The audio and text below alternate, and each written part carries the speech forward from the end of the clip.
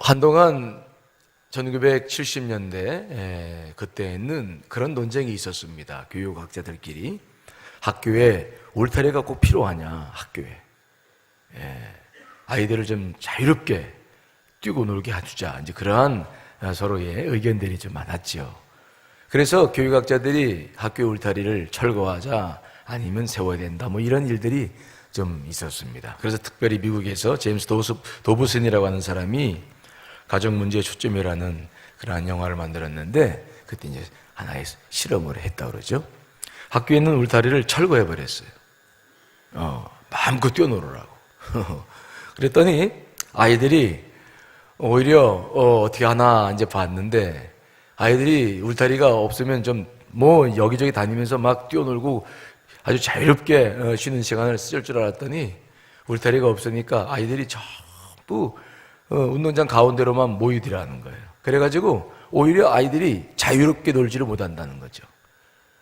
그래서 이제 그러한 영화를 만들어서 학교에 울타리가 필요하다, 이제 그러한 역사를 냈던 일들이 있었죠. 울타리가 필요한 거예요. 이스라엘 백성들이 성전은 재건했지만 성벽이 없었어요. 그러니까 한과의 교제를 이루고 예배를 드리는 곳은 있는데, 그러기 위해서는 성벽이 필요했는데, 그 환경을 조성하고 환경이 보호를 받고 우리가 신앙생활을 할 수 있는 내 환경이 되어야 되는데, 신앙생활을 하면서 내 환경을 조성하지 못할 때에는 우리 신앙은 지킬 수가 없는 거죠. 그들은 드디어 이제 성벽을 재건했습니다. 52일 만에. 그것도 극적인 하나님의 은혜로 정말 성벽을 재건하고, 그 다음에 성벽 관리를 이제 시작했고, 경비에 대해서 필요한 것들이 우리가 보지 못했습니다만은 느헤미야 7장에 기록되고 있고, 또 완성된 성벽에 파수할 백성들을 다 배치하고 경비하는 일에 소홀함이 없도록 모든 것을 다 끝냈어요. 자, 그러니까 성전이 세워지고 성벽도 세워졌어요. 다 모든 문제가 해결되었다 생각했어요. 그런데 이상한 일이 벌어지는 거예요. 성벽 재건 역사를 감당했던 이스라엘 백성들에게 특이한 일이 벌어졌는데, 성벽을 다 재건했는데 사람들이 말씀을 듣고자 모이는 거죠. 신기하죠. 생각지 못했던 반응들이에요. 성벽을 재건했으면 이제 집에 돌아가서 돈이 없어서 자기 자식들을 노비로 팔기도 하고, 그렇게 성벽 재건 때문에 먹을 것이 없었던 많은 서민들이 있었는데, 그러면 집에 가서 일을 하고 가정을 세워나가는 일에 주력해야 되는데, 성벽을 재건하고 나니까 특별한 일이 생겼는데 사람들이 말씀을 들려달라고 모이기 시작한 거죠. 자, 1절에 있는 말씀입니다. 읽습니다. 시작. 이스라엘 자손이 그 본성에 거하였더니 7월에 이르러서는 모든 백성이 일제히 수문학 광장에 모여 학사 에스라에게 여호와께서 이스라엘에게 명하신 모세 율법책을 가지고 오기를 정하매. 참 신기하죠. 성벽이 재건되었습니다. 그 일이 얼마나 두려운 일이었습니까? 자기들의 생업을 포기하고 그 일에 이제 매달렸습니다. 그러니까 그 일이 끝났으면 돌아가야만 했어요. 그런데 그들은 돌아갔다가 다시 다 모여가지고 수문학 광장에 모여가지고 무엇을 이야기하냐면 말씀을 좀 들려달라는 거예요. 그들은 말씀을 싫어했어요. 그래서 하나님 말씀을 지키지 못하고 그들은 우상을 숭배하고 살았습니다. 그리고 그 말씀이 자기들을 구속한다고 생각했어요. 그러면 그렇게 살아야 되는데, 성벽을 재건하고 나면서 그들은 말씀을 사모하는 마음이 생기기 시작했다. 이게 느헤미야 8장에 나오는 특별한 일인 거예요. 물리적인 성벽을 눈에 보이는 성벽을 재건했는데, 그들은 그 일을 하면서 그들이 깨달은 것이 있었어요. 정말 우리에게 필요한 것은 이런 물리적인 성벽이 아니었구나. 정말 우리에게 필요했던 것은 말씀이었구나. 정말 말씀이 나를 구속하고 말씀이 나를 옥죄이고 내 자유를 뺏어가는 것이 아니라 말씀이야말로 진정한 내 삶의 울타리였구나라는 것을 이들이 성벽을 재건하면서 발견하는 거였어요.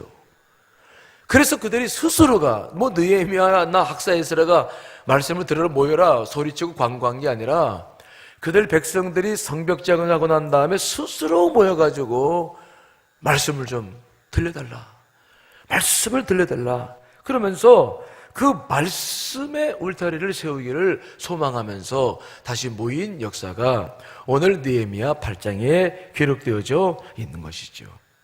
이게 성벽이라고 하는 하나님의 일을 하면서 발견한 놀라운 공동의 깨우침이었어요. 발견이었죠. 이 일을 하면서, 하나님의 일을 하면서, 고된 일을 하면서 그들 안에 놀라운 깨우침이 발견되었다라고 하는 것, 우리가 오늘 특별한 이 말씀을 대하고 있는 것이죠. 자, 어떻게 이러한 깨달음이 생겼을까? 말씀이 싫어서 우상 숭배하고 말씀이 싫어가지고 살았던 사람들인데 어떻게 그 성벽 재건을 하다가 이러한 말씀의 깨우침, 그것도 공통으로 민족 전체가 말씀 앞에 서는 이 부흥의 역사가 다시 일어났는가라고 하는 거예요. 여러분, 가장 중요한 이유를 들라고 한다면 우리가 알다시피 신앙의 사람 느헤미야를 꼽을 수가 있을 거예요. 그들은 느헤미야라는 사람, 총독으로 와 있는 사람을 통해서 52일 동안 성벽 재건 역사를 하면서 같은 고민과 같이 싸우고 기도하고 같은 마음을 품고 지난 52일 동안 이 성벽 재건을 해보았습니다. 그런데 그와 함께 성벽 재건을 해보았는데 그 느헤미야의 그 신앙과 인품과 그가 가졌던 희생과 결단력과 분별력과 그가 가졌던 영적인 힘을 통해서 그들은 무엇을 발견하기 시작하냐면 하나님의 은혜와 하나님을 발견하게 된 줄 믿습니다. 그게 그들이 성벽 재건을 통해서 발견한 놀라운 은혜였어요. 우리가 하나님의 일이라고 하는 것이 늘 그렇습니다. 우리가 교회에서 어떤 일을 하기 시작합니다. 우리는 처음에는 무엇을 해야 되느냐? 일에 매달려요. 일. 그래서 그 일이 좋고 나쁘고 일이 이렇고 저렇고 사실 그 일을 하면서 우리가 정말 만족한 마음을 가지고 일을 하는 사람이 누가 있겠습니까? 다 불편하고 일을 정말 하기 싫어하죠. 그런데 특별한 일이 있습니다. 무엇을 해야 되느냐? 그 일 때문에 주의 일을 하기 시작하는데 그 결과가 다 끝나고 나면 발견하는 게 있는데 누가 이 일을 했느냐? 즉 무엇을 해야 되느냐라고 하는 어떤 일 중심이었던 사람들의 사고방식이 누가 이 일을 이루었는가라고 하는 하나님의 은혜로 돌아서게 되는 줄 믿습니다. 이게 주의 일을 하는 사람들마다 발견하는 은혜죠. 그 은혜 때문에 우리가 주의 일들을 감당하는 거예요. 교회에서도 어떤 사명을 맡기고 직분을 맡길 때에는 정말 부담스럽고 그 일을 어떻게 하나 늘 그 일 때문에 우리가 늘 마음 조이르고 있는데 그 일을 하면서 발견된 분이 계신데 바로 우리 하나님이신 줄 분명히 믿습니다. 누가 우리 민족을 지켰는가? 누가 저 느헤미야라는 사람 속에 역사하고 있는가? 어떻게 이 52일 만에 이 대단한 일들을 그 주변의 수많은 공격과 위협과 내부의 갈등을 겪으면서도 이 일을 할 수 있었는가? 누가 이 일 속에 역사하셨는가 봤더니 하나님이었어요. 성벽 재건을 통해서 그들이 발견한 것은 성벽을 재건해서 이제 안전하다라고 하는 사실을 발견했지만 그 이전에 그보다 훨씬 중요한 것이 있었는데 이 성벽만 가지고는 우리는 안 된다. 예전에도 성벽이 있었다. 하지만 뭐가 없었는가? 하나님의 역사가 없었는데 왜 하나님의 역사가 없었는가? 바로 하나님 말씀대로 살지 못했기 때문이 아닌가? 라고 하는 깨달음을 느헤미야를 통해서 그들이 철저하게 갖게 된 것이죠. 여러분, 정말 우리 안에 필요한 거 하나님의 역사인데 그분의 역사를 경험하기 위해서 우리에게 진정으로 필요한 것도 하나님의 말씀인 줄 믿습니다. 그 말씀을 통해서 그 분이 필요한 거예요. 우리들의 삶 속에 수많은 도전과 불안과 두려워하게 하는 많은 것들이 있습니다. 그래서 우리들은 삶의 환경도 그렇고 점점점 어려워져 간다고 하는 소식을 들을 때마다 좌절하고 낙심할 수밖에 없습니다.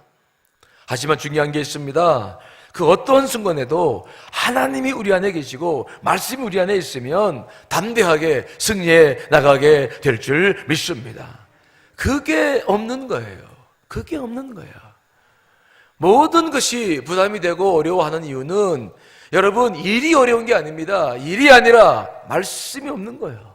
그분이 내 안에 계시지 않았기 때문에 이스라엘 백성들이 그토록 죄를 짓고 어려운 일들을 해왔던 것을 우리가 보는 거죠. 주님의 일을 할 때마다 우리는 주님의 일을 하는 것이 아니라 하나님을 경험하는 놀라운 은혜가 우리 가운데 있게 될 줄 믿습니다. 그것이 우리의 공동의 고백이에요. 인생살이가 쉽지 않습니다. 하루하루 살아가는 것이 요즘도 우리가 얼마나 어려운 인생을 살아갑니까? 하지만 중요한 것은 뭐냐? 어려운 것이 중요한 것이 아니라 그 안에 역사하시는 하나님을 경험할 수 있다는 것이 큰 축복인 줄 믿습니다. 하나님 그분, 우리는 그분을 붙잡고 그분과 함께 살아가고 있죠. 그러므로 삶의 환경이 어떠하든지 자꾸 환경만 바라보며 낙심하거나 자신하지 않으시기를 간절히 축원합니다. 하나님 그분이 내 안에 계시는 거예요. 우리는 그분의 말씀을 붙잡고 살아가는 사람들이죠. 낙심하지 말고 좌절하지 말고, 여러분, 하나님의 일을 하며 하나님을 발견하고 그분과 깊은 교제의 삶이 되시기를 간절히 축원합니다. 그래서 이들은 그 말씀 앞에 다 모여가지고 오늘 이제 8장 말씀을 쭉 보니까 그들은 정말 말씀을 사모했는데 어떻게 사모합니까? 3절 말씀 보니까 새벽부터 정오까지, 그러니까 이 새벽에 모여가지고 낮 12시까지 말씀을 듣는 거예요. 그것도 일어서가지고 많은 사람들이 막 일어서서 5절의 말씀 보니까 막 백성들이 다 일어섰더라. 그리고 6절 말씀 보니까 그들이 하나님을 손축하면서 말씀을 들을 때 아멘 아멘 하면서 응답하고 몸을 굽혀 얼굴을 땅에 대고 하나님께 경배하고 또 아멘 아멘 하면서 말씀을 듣고 정말 중심으로 말씀이 무엇인지를 경험하는, 말씀의 부흥의 역사가 그들 속에 임하는 놀라운 은혜가 임한 것을 오늘 우리가 보는 거예요. 여러분, 진정한 부흥은 말씀의 부흥인 줄 믿습니다. 말씀이 역사가 있는 거예요. 말씀이 우리를 살리는 거예요. 말씀이 내 영혼을 살리고 내 삶을 살립니다. 여러분, 환경이 아닙니다. 말씀이 우리를 살리는 겁니다. 말씀이 내 안에서 부흥을 일으키고 내 안에 역사가 이루어져야 될 줄 믿습니다. 말씀이에요, 말씀. 웨슬리 목사님께서 한 번은 강도를 만났는데 강도가 들어와가지고 칼을 들이대면서 돈을 달라고 그랬더니 웨슬리 목사님께서 강도를 이렇게 쳐다보면서 돈 지갑에서 돈을 다 꺼내서 주면서 뭐라고 그랬냐면 이렇게 말씀하셨다는 거예요. 저기 이봐 강도, 했더니 쳐다보더래. 젊은 사람인데, 젊은 사람 이봐 강도 눈 좀 떠봐. 그랬더니 눈 떠보더래. 그러면서 돈을 이렇게 지갑을 꺼내주더니 이러더래. 이거 자네가 뺏어가는 게 아니라 이건 내가 자네에게 준다고 생각해야 되네. 이건 내가 자네에게 주는 거야. 당신 뺏어가는 게 아니라 주는 거야. 그랬더니 강도가 그러더래요. 아니 뺏어가는 거나 주는 거나 뭐 내가 받아가는 건데 무슨 차이가 있습니까? 그렇게 물어보더래요. 그랬더니 그 웨슬리 선생님이 그렇지 않아. 내가 뺏어간다면은 당신은 정말 강도지만 내가 주는 거니까 당신의 강도가 아니야. 난 당신을 강도로 생각하지 않아. 다만 돈이 필요하다고 생각할 뿐이야. 그랬더니 이 청년이 눈물을 이렇게 흘리더래요. 그랬더니 웨슬리 목사님께서 성경책을 하나 옆에 있는 것을 다 해서 주면서 이건 선물일세 가지고 가게. 그리고는 이제 그 일이 마무리됐어요. 잊어버리는 거예요. 웨슬리 목사님이 뭐 사람들을 많이 대해야 되니까 다 잊어버린 거죠. 근데 어느 날 집회를 했는데 누가 막 통곡을 하고 기도를 하더니 자기한테 와가지고 막 무릎 꿇고 막 사죄를 하더래요. 그래서 누구냐고 물어봤더니 절 모르시냐고. 그래서 모르겠다 그랬더니 목사님이 나한테 돈을 주신 분이라고, 내가 그 강도라고. 봤더니 정말 그 청년이들이에요. 근데 얼마나 믿음 생활 잘하고 은혜를 충만한지, 왜 어떻게 이렇게 변했냐 그랬더니 대진 성경책 보면서 이 말씀을 늘 힘들 때마다 당신의 그 자비로운 은혜로운 그 말씀을 붙잡고 마음을 붙잡고 이 말씀을 읽었는데, 이 말씀이 이 무엇인지를 내가 잘은 모르지만 이 말씀의 힘으로 내가 요즘 살아가고 있는데, 이렇게 내가 은혜를 받고 이 말씀 앞에 내가 사로잡혀 산다고, 고맙다고 막 눈물을 흘리며 감사하더라는 거예요. 여러분, 인생이 어려운 거 아니에요. 말씀이 없어서 어려운 줄 믿습니다. 말씀이 없어서 어려운 거예요. 말씀이 없어서. 우리의 삶의 여건이 예전보다 부족한 부분이 있겠지만은, 여러분, 우리나라가 정말 잘 사는 나라입니다. 물질적인 것들도 더 필요하겠지만, 그러나 물질보다 더 필요한 게 있는데 하나님의 말씀인 줄 믿습니다.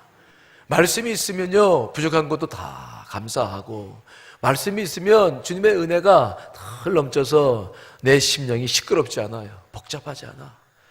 말씀이 없어서 그래요.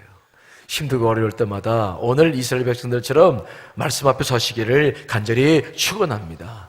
말씀이 없어서 그런 거예요. 우리 안에 말씀이 없는 거예요. 그래서 모든 것이 두렵고 염려가 되고, 모든 것들 때문에 짜증이 나고 화가 나고, 여러분, 그래서 늘 모든 것에 있어서 우리는 불만족스럽게 사는 거예요. 하지만 이스라엘 백성들을 보니까, 말씀 앞에 서니까 그 곤고한 삶을 살면서도 아멘, 아멘 하며 회개하고, 정말 그 말씀 앞에 설 때에 진정한 부흥이 있는 거예요. 여러분, 자, 이사야 55장 10절로 11절 말씀 읽어보겠습니다. 시작.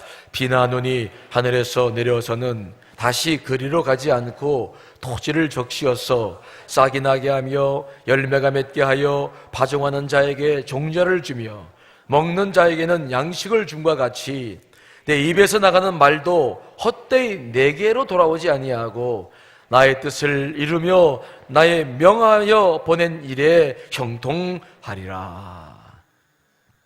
비나 눈이나 내려서 이것들이 곧바로 하늘로 올라가지 않잖아요. 이것들이 다 땅을 적시고 토지를 적셔서 싹이 나게 하고 열매를 맺게 하는 줄 믿습니다. 그렇듯이 하나님의 말씀도, 이 선포되는 말씀이 다시 하나님께로 돌아가는 것이 아니라 우리 안에 들어와서 우리의 심령을 적시고 우리의 영혼을 적시고 우리의 심령 안에 싹을 틔우고 열매를 맺는 놀라운 능력인 줄 믿습니다. 그게 하나님께서 주신 말씀의 능력이고 말씀을 주시는 이유가 아니겠습니까? 나라가 시끄럽고 우리의 삶이 어려워도 그거 어려운 게 아니에요. 어려운 이유는 뭐가 없기 때문에 어렵다고요? 내 안에 말씀이 없어서 어려운 거예요. 말씀이 없어서 어려운 거예요. 오늘 이스라엘 백성들처럼 진정으로 필요한 것은 말씀이었어요. 그 말씀의 울타리가 필요한 거예요. 오늘도 말씀 붙잡고 승리하시는 여러분 되시기를 간절히 축원합니다. 다 같이 찬송같이 부르시고